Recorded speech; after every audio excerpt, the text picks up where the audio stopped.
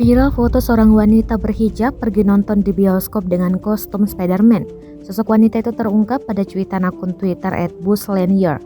Dalam cuitan itu, terlihat wanita berdiri dengan kostum tokoh hero buatan Marvel itu. Wanita itu bahkan sampai dijuluki sebagai Fitri Parker. Diduga wanita ini pakai kostum tersebut lantaran untuk menonton film Spider-Man yang terbaru, yakni film Spider-Man No Way Home. Seperti diketahui, film itu telah tayang di bioskop dan masuk dalam daftar film yang ditunggu-tunggu banyak warganet. Dikonfirmasi Tribunnews.com, wanita berhijab yang memakai kostum Spider-Man itu bernama asli Raihana atau disapa Hana, 21 tahun, asal Jakarta Selatan. Hana membenarkan bahwa foto yang beredar itu adalah dirinya.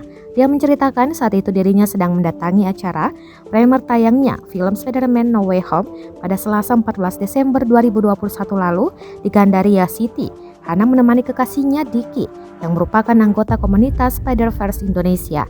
Kostum Spider-Man yang dipakai Hana itu merupakan hadiah dari sang kekasih sebagai sesama pecinta film Marvel, sehingga kedua sejoli ini datang ke bioskop sama-sama mengenakan kostum Spider-Man tersebut.